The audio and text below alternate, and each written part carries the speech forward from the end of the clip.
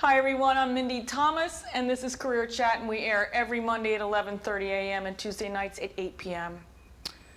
No one is immune from stress. In fact, there was a recent Gallup poll that surveyed nearly 8,000 people.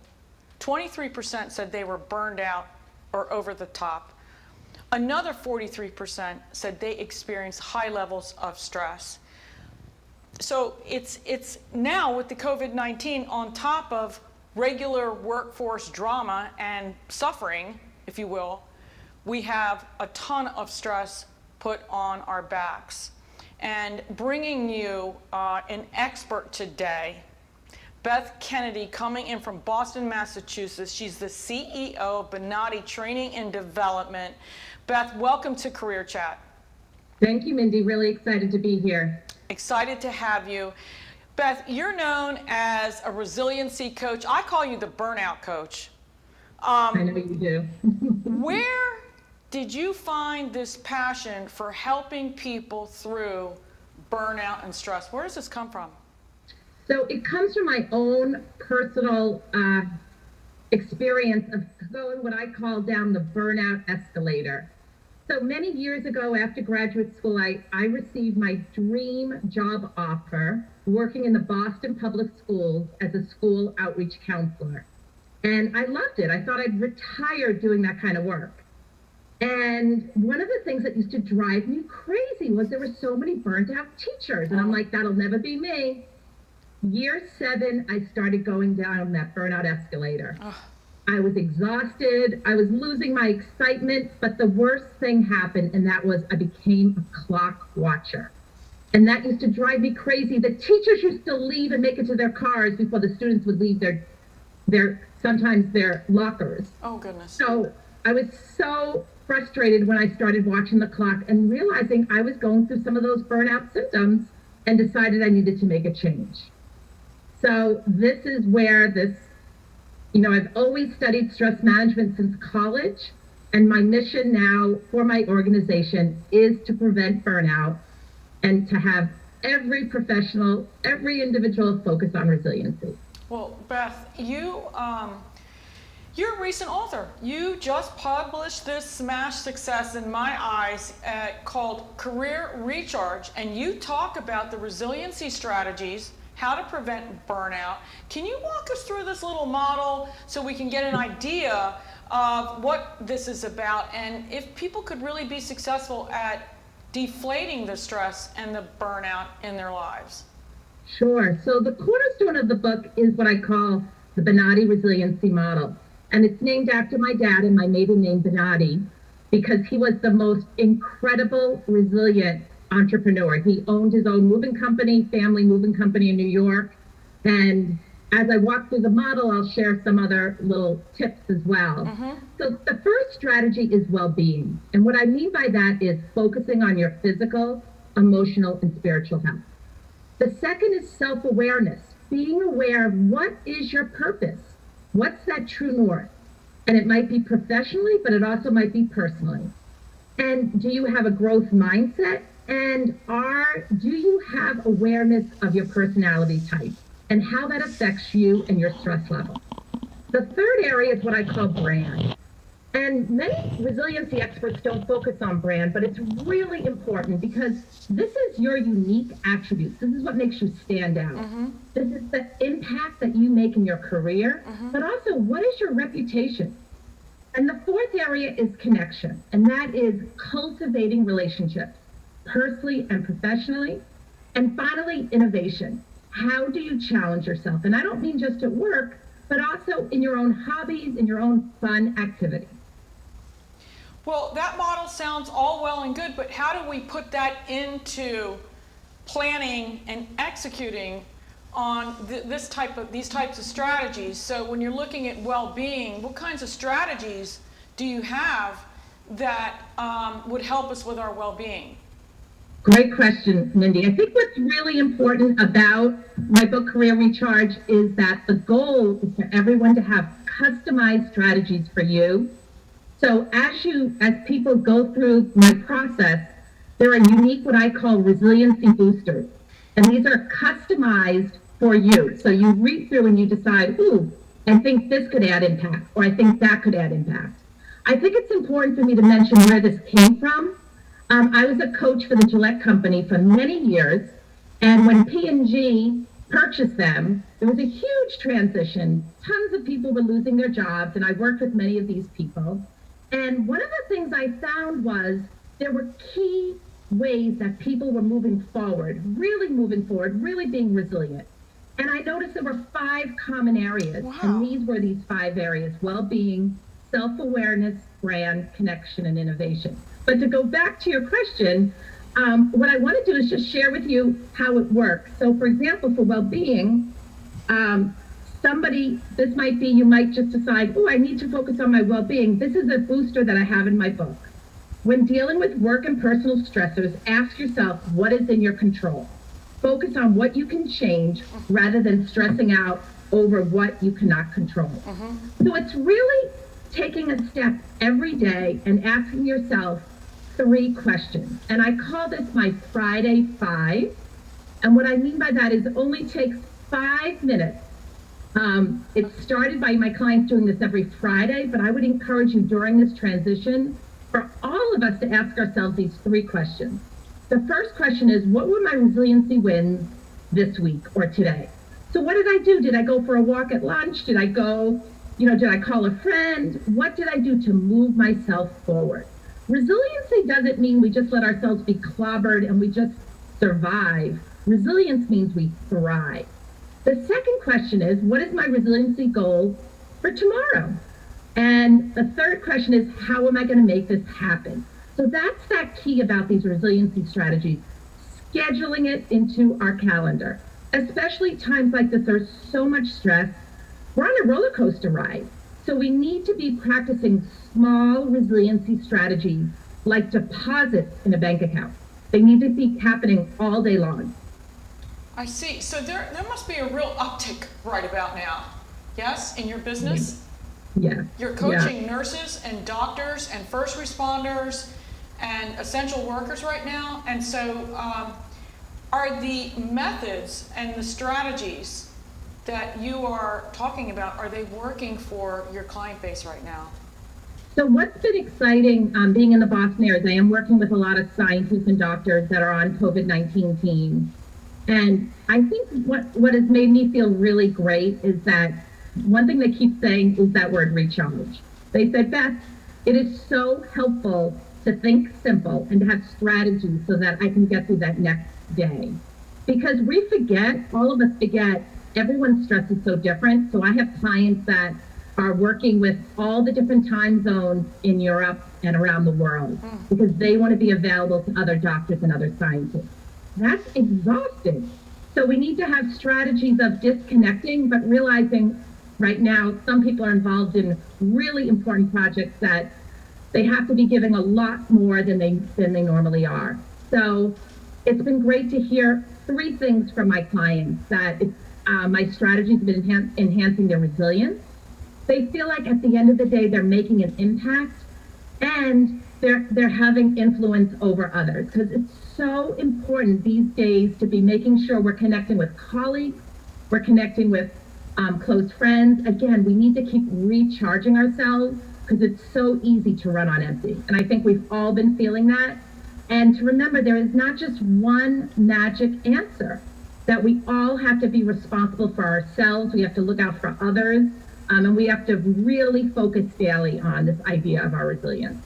Well, it is. It's very difficult to get yourself up out of the rabbit hole. A lot of people are going dark right now. They're isolating. There were people that suffered from depression and other mental illness pre-COVID.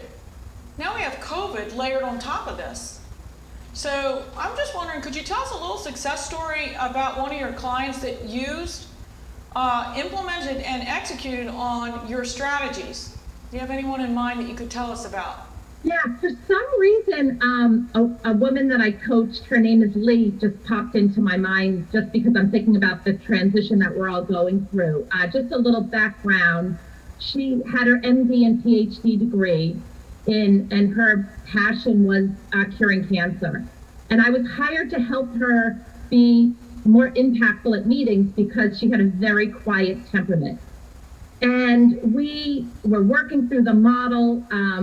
It was about 5.5 months. We were working together. She only had 2 weeks left, and she started having some serious medical issues. Oh. So I get this call from her, and I knew something was going on, but I had no idea the specifics. And she said, Beth, I have some good news to share with you, but some really bad news to share with you. So she shared with me the bad news first, and it was that she's been diagnosed with brain cancer with less than 6 months to live. Oh my goodness. And I was in a shock. Through my 25 plus years of coaching, I've never had anyone just come out and share this to me in, one of my typical coaching sessions.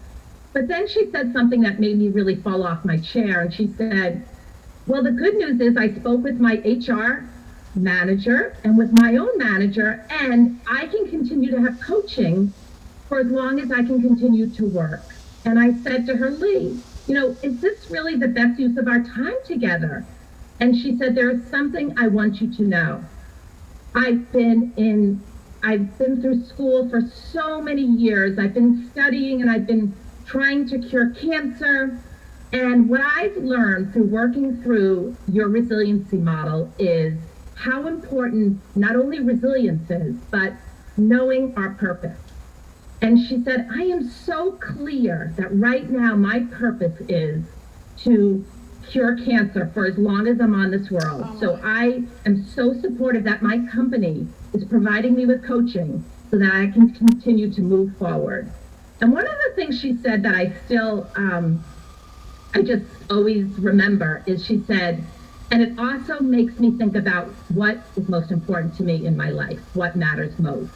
So I think at these times of transition, and you were talking about, people going through challenges with depression, with cancer, with all these things, there's so many layers in what's going on today.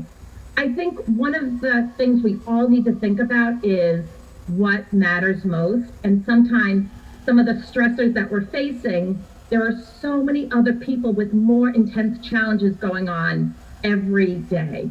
So I feel really grateful when I think about Lee, and I was able to coach her for the next 6 months till she passed. And it's just a nice legacy that I feel like I've been able to leave with my Benotti resiliency model. Heartbreaking story, Beth, but what a tribute to your coaching and your expertise. It's really important to know your purpose and the why behind what you do. Simon Sinek speaks of and wrote a book about the why, right? And so I'm wondering about you and what kind of strategies you use on a daily basis to cope with the stress, because your job is full of talking to stressful people. You're coaching them day in and day out. How do you handle that stress yourself? Yeah, great question. Thank you. So one of the things that I do is I'm definitely, and again, I don't recommend what I do is necessarily the best method or strategy for everybody, but I will share with you kind of what my schedule looks like, because I am a schedule person. So I get up. The first thing I do is exercise. I've been really appreciative of all the different YouTube videos that are out there, the yoga, the weightlifting. We also have an elliptical in our house. I try to do 20 minutes on the elliptical every other day. And that's how I kick off my morning. And then get my favorite cup of tea, go to my office, and then I do a 10-minute meditation, and I use the Calm app. Yes. And if people aren't familiar with that, it's calm.com, and they offer a free trial period. I would highly recommend it right now.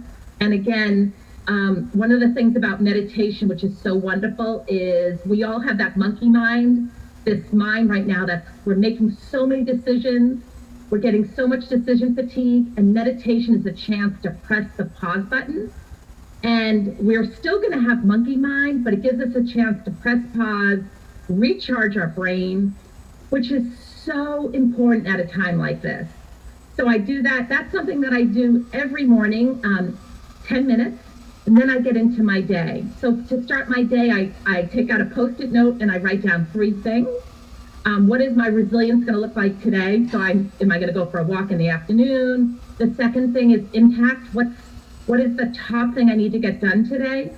Because it's so easy to kind of get all over the place with everything going on. And the third is influence. Who do I need to reach out to? Is there a company that I need to follow up with? Is there a webinar I need to finish? So that provides me with a structure for my day. And then at the end of the day, it's really important for me to figure out a way to recharge. It's so hard working from home. I'm used to being in Boston. So it's easy for me to keep checking emails and keep, working. So by 5:30, I sign off. I go for a nice walk with our dog Maple, who's been a lifesaver.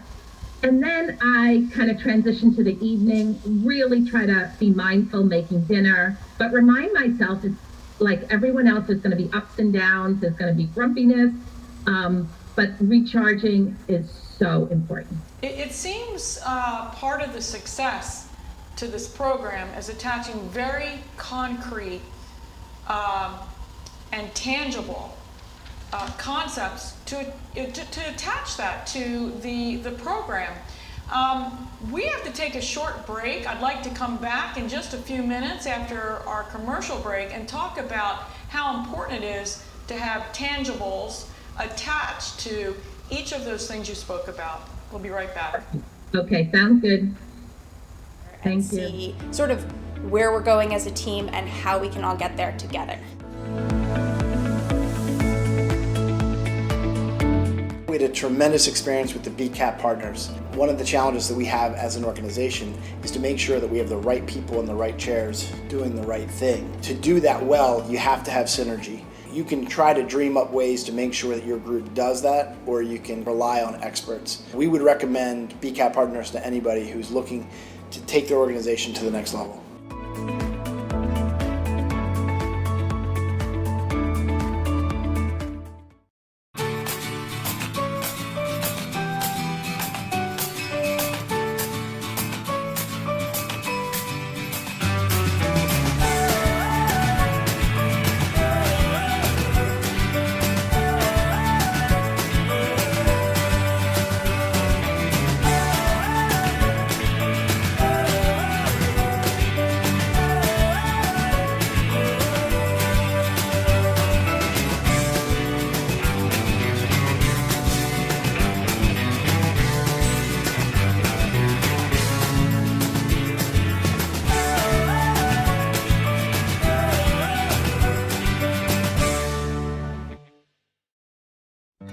I want to be a contender. I want a warm belly to sleep on. A big house. How do I look? Do I look good? I want to play hard.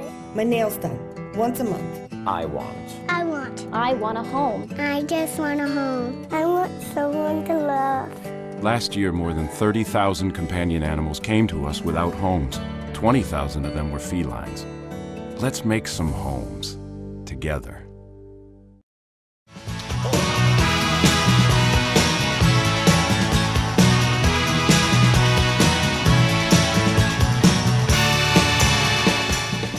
Hi everybody, welcome back to Career Chat. We are with Beth Kennedy, the CEO of Benatti Training and Development right out of Boston. She is known as the Resiliency Coach. I call her the Burnout Coach because she is all about helping people work through the stress of burning out in their given careers. Beth, we talked about the Friday Five. What is that? Okay, so I know I mentioned it real quickly in the beginning. So one of the strategies that I do with all my clients is that, and all of you can do it right now, is you take out your phone and you plan 5 minutes. You put in your phone recharge in all caps. Okay. And you do it at a time in the morning. So when you have your cup of coffee or a cup of tea, and then you're going, like Mindy said, I like to be have very SMART goals, specific, measurable, action-oriented, results, timely. You set a timer for 5 minutes. And during that 5 minutes, you're going to ask yourself, what is my resiliency goal for today? How am I going to do that goal? What's my action item? Mm-hmm. And then the third part is, what is my goal for the next day? So basically, by spending 5 minutes every Friday, you're planning your goals out for the week, but I've been recommending to people during this transition to do it every morning. So 5 minutes of resilience planning a day can add impact, influence, and recharge. I love it. I love it, Oh, Beth. Let me ask you this. What do you think you've learned the most as a result of working in this area of resiliency? What's coming up for you as a result? What you're learning about? I love this question, because what has been the biggest shock to me is how much you can love your career and still burn out. And I think we're seeing that a lot with healthcare professionals, doctors. One of the things I'll never forget, one of my first corporate clients, and I was interviewing this individual, and everything she said was, I love my job, but she was so flat. She had no affect, and I kept on giving her examples. And finally I said, is everything okay? And she said, I'm just exhausted, but I really like my job. Wow. And I think the part that's so important for me for everyone to realize is, at different times in our career, we may be going down that burnout escalator. And we need to pay attention to that. And the most exciting news is that we can go right up the escalator. And I call it pressing the button up the elevator. And we can recharge ourselves. And the reason why I call myself the resiliency coach is I'm about preventing burnout. And I feel like this needs to be a competency that all organizations need to be adding to their toolbox. Okay. I'm thrilled right now that I have a full day class that goes with the book Career Recharge. And I'm thrilled right now I'm offering it to companies in webinar format, and all employees are getting the book. So I think organizations throughout the USA are starting to realize, resilience is a key competency, and it can help all of us move forward. Interesting. Beth, are you saying then that someone could love their job, be burning out, and not know they're burning out? Yes. And in my coaching, I can think right now of 3 or 4 people just from the last 6 months that when I did their intake, I asked a very crucial question, and I asked them what keeps them up at night. And often when I ask this question, there'll be a lot of very painful things that come up about their career. So they love their career, but there's so many aspects that are pushing them down that burnout escalator. And sometimes it's because they work so hard that it's hard for them to have boundaries. And sometimes there's not other areas of their life to focus on. In other words, they have no personal life. Right. And they are really focusing in on their work. What kind of issues, when you ask them, what are you staying up at night and what's bothering you? What are the pain points? What are some examples of what's bothering them? Maybe our audience can relate with that.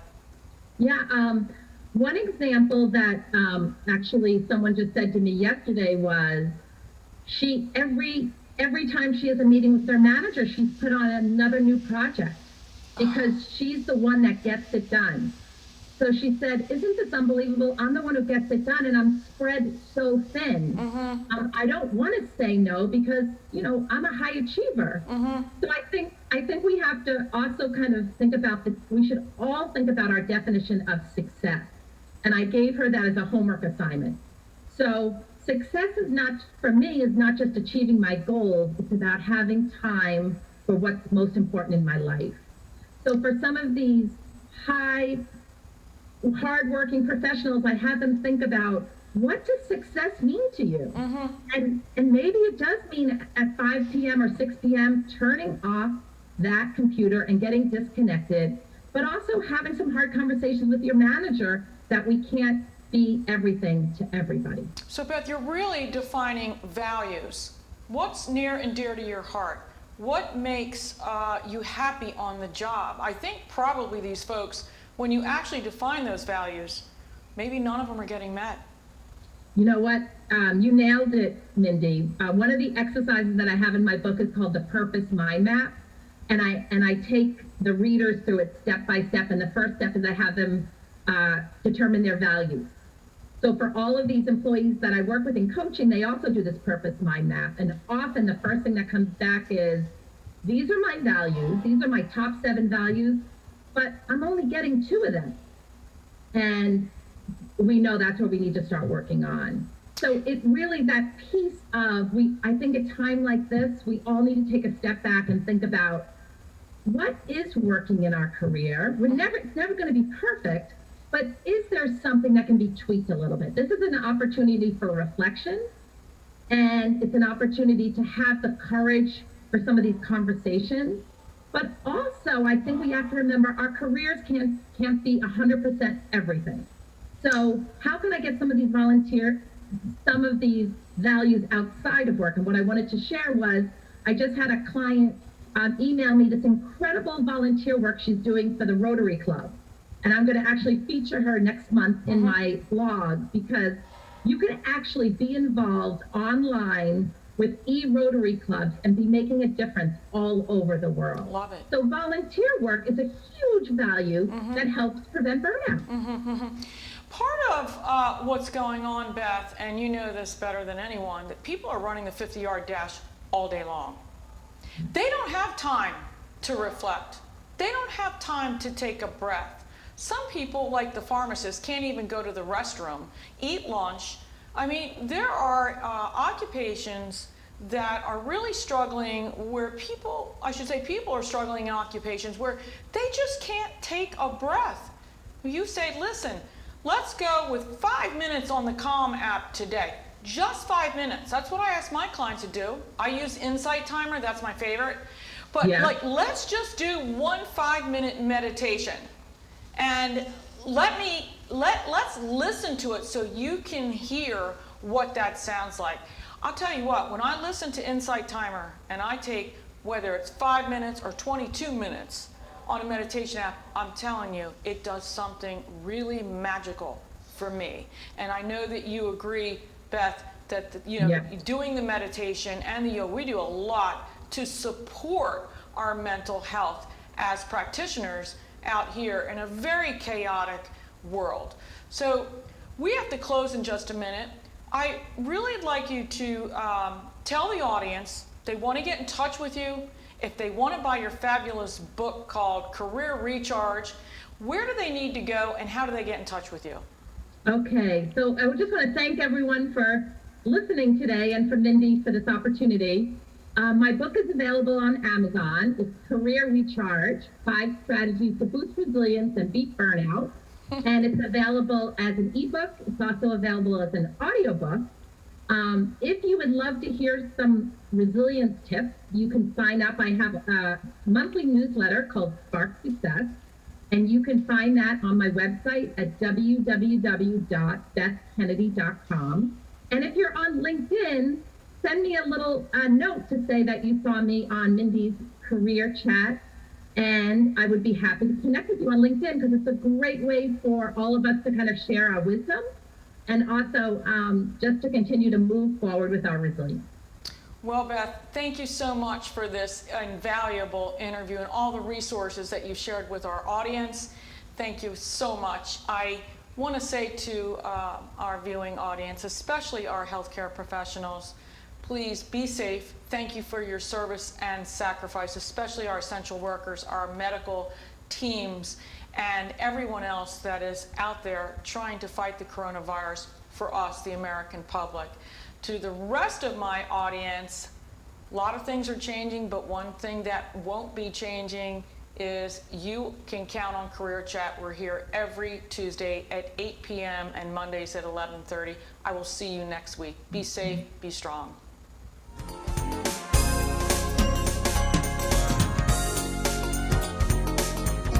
Mark Iorio. I'm the host of Rainmakers Round.